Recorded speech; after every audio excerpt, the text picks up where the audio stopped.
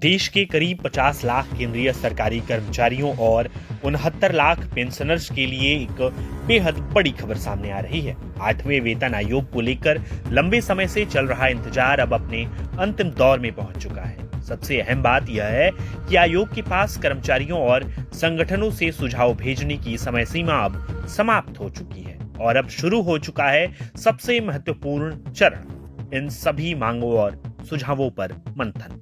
Justice Ranjana Prakash Desai की अध्यक्षता वाला 8वां वेतन आयोग अब अपनी अंतिम रिपोर्ट तैयार करने में जुट गया है।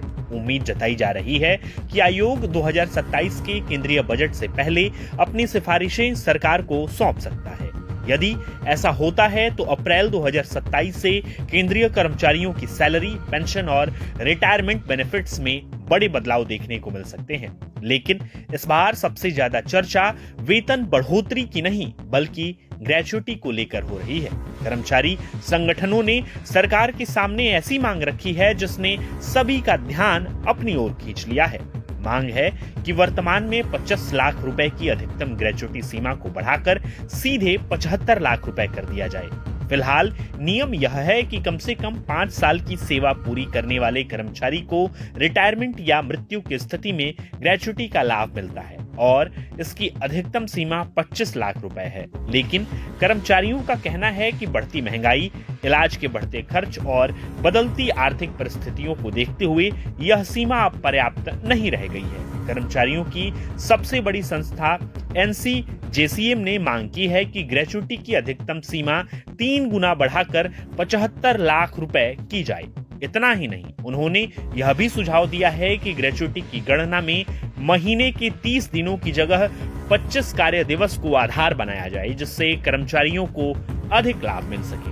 वहीं रेलवे कर्मचारियों के संगठन IRTSA ने ग्रेच्युटी की सीमा 50 लाख रुपए करने और 33 साल से अधिक सेवा देने वाले कर्मचारियों को उनकी सैलरी के 32 गुना तक ग्रेच्युटी देने की मांग रखी है। इसके अलावा वरिष्ठ नागरिकों के संगठन RSCWS ने सुझाव दिया है कि ग्रेच्युटी की सीमा को किसी निश्चित राशि से नहीं बांधा जाना चाहिए, बल्कि इसे महंगाई दर के अनुसार स्वतः बढ़ाया जाना चाहिए, ताकि भविष्य में कर्मचारियों को बार बार संशोधन का इंतजार ना करना पड़े। अगर आयोग इन सुझावों को अपनी अंतिम रिपोर्ट में शामिल करता है और सरकार इन्हें मंजूरी दे देती है तो यह केंद्रीय कर्मचारियों के इतिहास में रिटायरमेंट बेनिफिट से जुड़ा सबसे बड़ा फैसला साबित हो सकता है। इससे न सिर्फ कर्मचारियों को रिटायरमेंट के बाद आर्थिक सुरक्षा मिलेगी, बल्कि नौकरी के दौरान उनका मनोबल भी बढ़ेगा।